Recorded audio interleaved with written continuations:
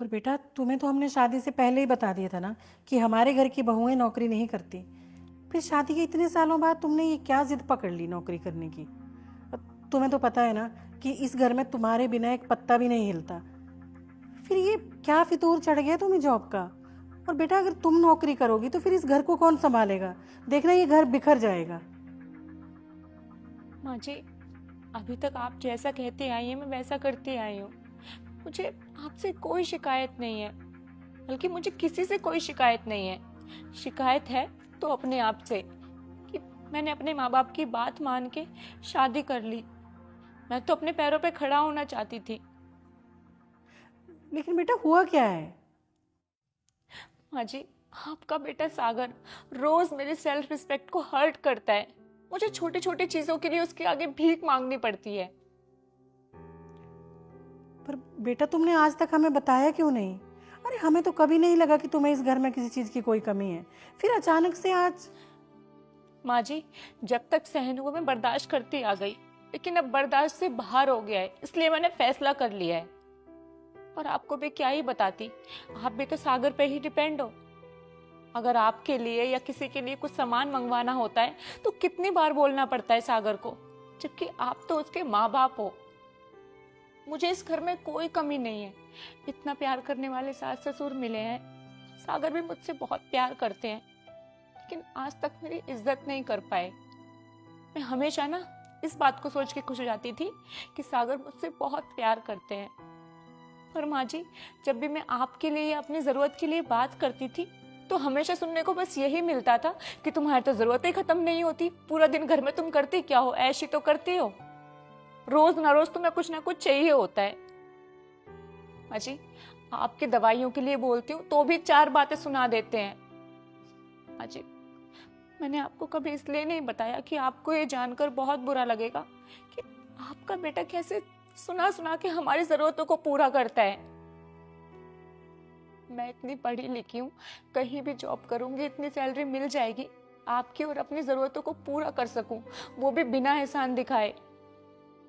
अच्छा, तो मेरी बुराई चल रही है और जॉब करनी है मैडम को। जॉब करने के लिए ना पढ़ा लिखा होना भी ज़रूरी है।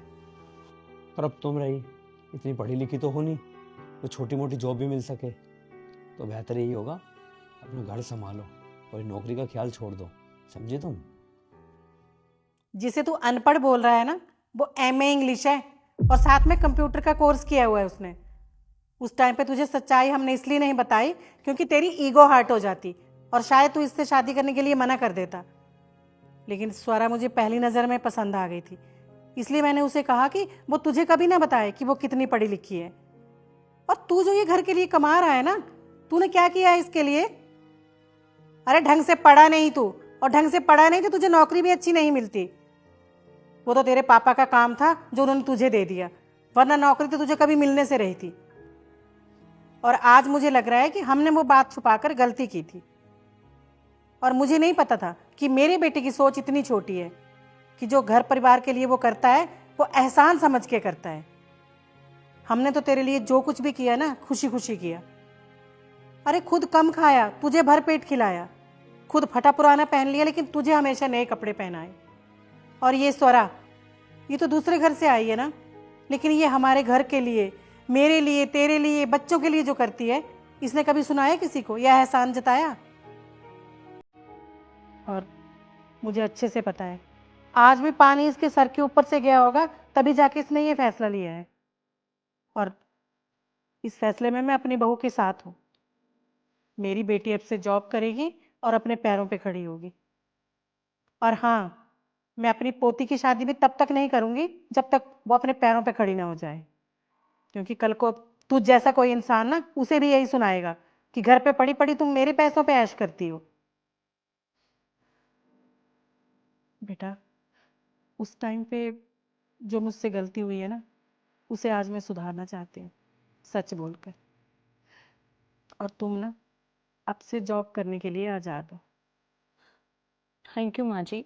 और जॉब लगने के बाद मैं आपके लिए और पापा जी के लिए घर पे एक मेड रख दूंगी जो आप दोनों का ध्यान रखेंगी। और जॉब पे जाने से पहले और आने के बाद मैं काम करके जाया करूंगी, पक्का। अरे पगली, तू काम की चिंता क्यों कर रही है। मैं भी बुढ़ी थोड़ी ना हुई हूँ, अभी तुम्हें जवान हो।